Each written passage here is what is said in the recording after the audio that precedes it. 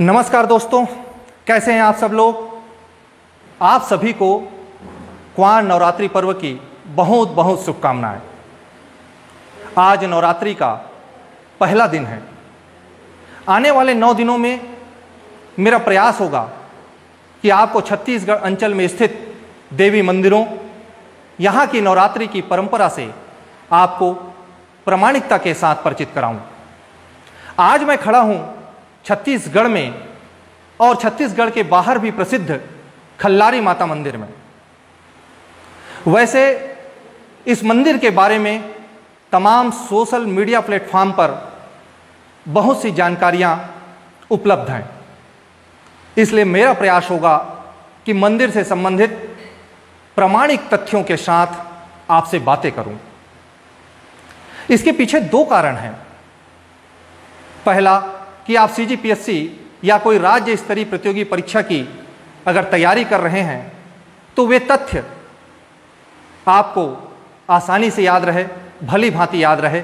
और दूसरा कि जब आप इस जगह पर घूमने जाएं या दर्शन के लिए जाएं तो सिर्फ भ्रमण या मनोरंजन ही आपका उद्देश्य न रहे, बल्कि उस स्थान विशेष का इतिहास, ऐतिहासिकता से भी आप भली भांति परिचित हो सकें।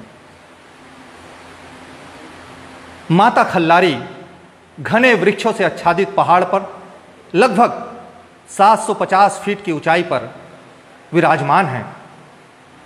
पहाड़ के नीचे की गोलाई की अगर बात करें तो लगभग 7 से 8 किलोमीटर के आसपास की होगी। खल्लारी माता जिस गांव में विराजमान हैं उस गांव का नाम भी खल्लारी है, जो कि कलचुरी शासन काल से सन 1409 ईस्वी से छत्तीसगढ़ का एक गढ़ हुआ करता था। खल्लारी का प्राचीन नाम खल्लवाटिका था और यहाँ मृदा भित्ति दुर्ग भी था। मृदा भित्ति दुर्ग का मतलब होता है मिट्टी से बना किला। वर्तमान में खल्लारी छत्तीसगढ़ के 90 विधानसभा क्षेत्रों में से एक है। माता खल्लारी के दर्शन हेतु पहुँचने के लिए खल्लारी ग्राम के सड़क से लगभग 800 सीढ़ियों के माध्यम से पहुंचा जा सकता है। सड़क मार्ग से जाने के लिए छत्तीसगढ़ की राजधानी रायपुर से जिला महासमुंद लगभग 55 किलोमीटर और महासमुंद से उड़ीसा मार्ग में लगभग 25 किलोमीटर की दूरी में भीमखोज नामक एक स्थान है, एक ग्राम है।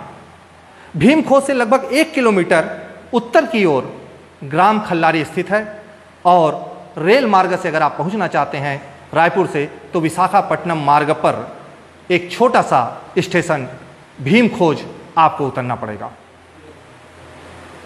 विशेष बात यह है कि भीमखोज में मात्र पैसेंजर ट्रेन ही वर्तमान में रुकती हैं। हर मंदिर के पीछे किंवदंती होती है, यहां भी है। माना जाता है कि माता खल्लारी का जो प्राचीन निवास था वो महासमुंद के समीप एक ग्राम है बेमचा, वहां पर था, जहां आज भी मंदिर स्थित है और पूजा अर्चना होती है। माता खल्लारी जब युवती का रूप धारण कर ग्राम खल्लारी के बाजार भ्रमण कर रही थी तो एक बंजारा युवक उनका पीछा करने लगा। इस बात से क्रोधित होकर माता ने उसे श्राप दे दिया और श्राप देकर उसे पत्थर बना दिया और माता जी भी खल्लारी के पर्वत के गुफा में निवास करने लगी। कालांतर में बहुत बाद में माता ने खल्लारी के जमींदार गड़ाऊ गौटिया को स्वप्न दिया कि मेरा मंदिर पहाड़ी पर बनवाया जाए। तत्कालीन जमींदार ने ऐसा ही किया और माता ने देखा कि निःशक्त और बुजुर्ग भक्तगण पहाड़ पर आसानी से नहीं पहुंच पाते थे क्योंकि चढ़ना पड़ता था पहाड़ और पहाड़ घने जंगलों से आच्छादित था। तब माता जी ने जमींदार को पुनः स्वप्न देकर आदेश दिया कि मैं अपना कटार फेंक रही हूँ, मेरा कटार जहाँ पर गिरेगा वहीं पर मेरा मंदिर बनाया जाए, वहाँ पर भी मेरे दर्शन बहुत आसानी से लोगों को हो और वहाँ पर भी पूर्ण फल की प्राप्ति होगी। माता जी के आदेशानुसार गड़ाऊ गौटिया और चंद्रभान अग्रवाल जी ने मिलकर खल्लारी ग्राम में भी एक मंदिर बनाया जिसे आज राउर मंदिर के नाम से जाना जाता है और उस मंदिर का नाम राउर मंदिर कहा जाता है। अब बात करते हैं ऐतिहासिकता की। इस मंदिर के पीछे ऐतिहासिकता क्या है, उसका प्रमाण क्या है? खल्लारी स्थान को लेकर पौराणिक मान्यता है कि इस स्थान का इतिहास द्वापर युग से है। खल्लारी का प्राचीन नाम आप सब जानते ही हैं, खल्ल वाटिका था, जो राक्षस राज हिडिंब की वाटिका थी। वारणाव्रत में शिव पूजा लाक्षागृह की घटना इसी स्थान में घटी थी, ऐसी मान्यता है, ऐसी जनश्रुति है। पांडवों ने अपने वनवास काल के कुछ समय खल्लारी के पहाड़ियों में गुजारे थे। दुर्योधन को जानकारी होने पर पांडवों को जलाकर मार देने के लिए एक लाख का महल बनाया गया था, जिसे आज लखेसरी गुड़ी के नाम से जाना जाता है, पहचाना जाता है। पांडवों को इसकी पूर्व जानकारी हो जाती है। उन्हें पूर्व जानकारी हो जाने के कारण वे वहां से गुप्त सुरंग से निकलने में सफल हो जाते हैं। जो रेल स्टेशन भीम खोज है, ऐसा माना जाता है कि यह नाम भी भीम के निवास के कारण ही पड़ा होगा, क्योंकि इससे पहले यह नाम भीम खोह अर्थात भीम का गुफा रहा होगा। खोह का अर्थ होता है गुफा। कालांतर में उच्चारण की सुविधा के दृष्टिकोण से ऐसा माना जाता है कि भीम खोह जो है भीम खोज हो गया होगा। एक कथा और भी है कि द्वापर युग में कृष्ण के जमाने में इस क्षेत्र में हिडिंब राक्षस का राज था। सिरपुर उनकी राजधानी थी। खल्लारी में हिडिंब ने एक वाटिका बनवाया था, जिसे खल्ल वाटिका कहते थे, जहां हिडिंब और उसकी बड़ी बहन हिडिंबिनी घूमने आया करती थी। इस पर्वत पर जब पांडवों और उनकी माताजी के आगमन की खबर राक्षस राज हिडिंब को मिली, तब वह अपनी बहन को भेजा कि वहां पर जो भी मनुष्य हैं उन्हें गुफा तक ले आइए। हिडिंबिनी गई, तब भीम पहरेदारी कर रहे थे, पहरेदार की भूमिका में थे। बाकी लोग गुफा के अंदर सोए हुए थे।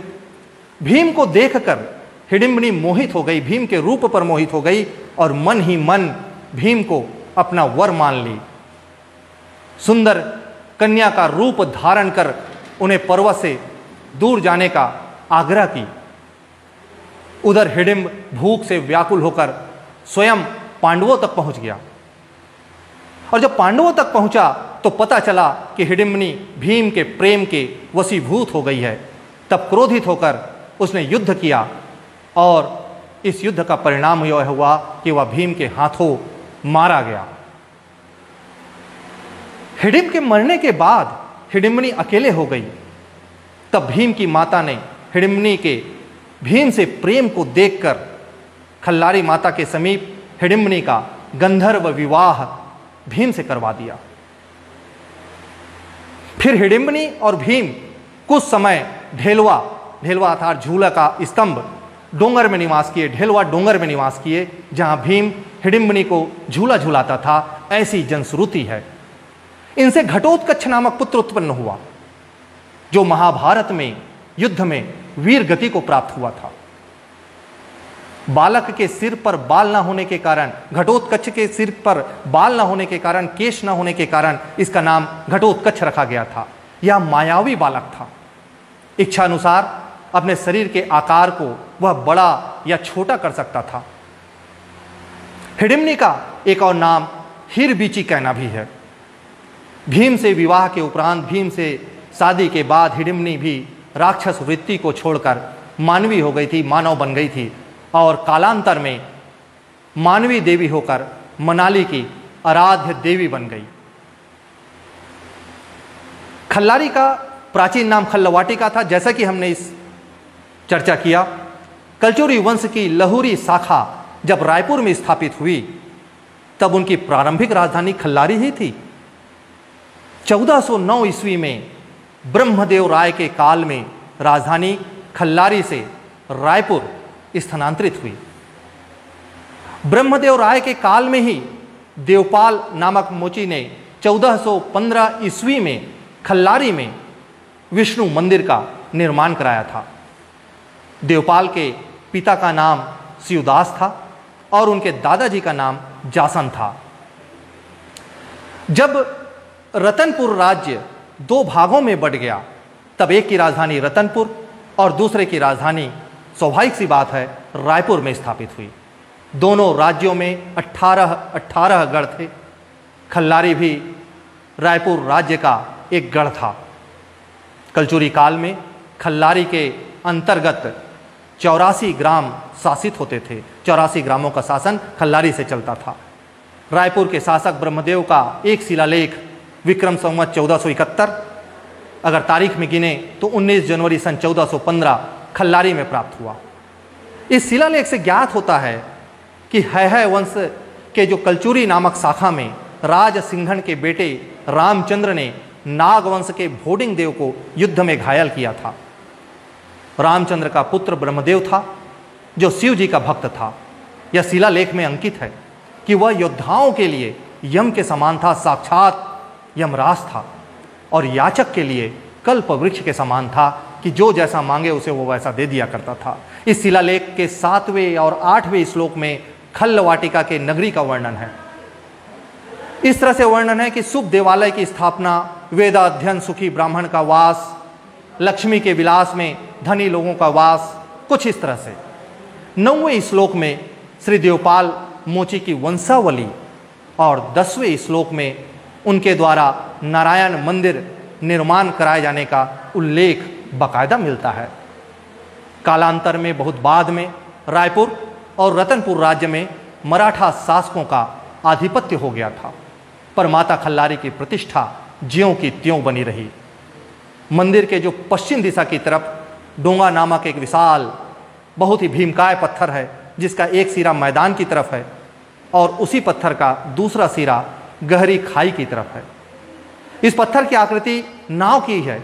नाव की आकृति के कारण इस पत्थर को डोंगा पथरा कहते हैं। डोंगा का अर्थ छत्तीसगढ़ी में नाव होता है और पथरा का अर्थ पत्थर होता है। एक बड़े पत्थर पर भीम के पैरों के निशान बने हुए हैं। सन 1940 ईस्वी के पूर्व खल्लारी की पहाड़ी चढ़ने के लिए सीढ़ियां नहीं थी और माता की मूर्ति एवं मंदिर भी नहीं था। पहाड़ी के शिखर पर एक गुफा थी जहां माता की उंगली का निशान दिखाई देता था। 1940 में तहसील महासमुंद के जो तहसीलदार थे दुर्गा प्रसाद एवं हरिदास मेहता नामक व्यक्ति के सहयोग से कुछ सीढ़ियों का निर्माण उस समय किया गया था। 1965-70 के आसपास मंदिर का जीर्णोद्धार हुआ और 1985 में पहली बार 11 ज्योति कलश प्रज्वलित किया गया था। आज खल्लारी माता मंदिर में पर्यटन स्थल की सारी सुविधाएं उपलब्ध हैं। सीढ़ियों में शेड लगे हुए हैं और बहुत आसानी से माता के दर्शन हेतु पहुंचा जा सकता है और बहुत जल्दी ही यहाँ पर रोपवे की भी सुविधा डोंगरगढ़ की भांति उपलब्ध होने वाली है। नमस्कार।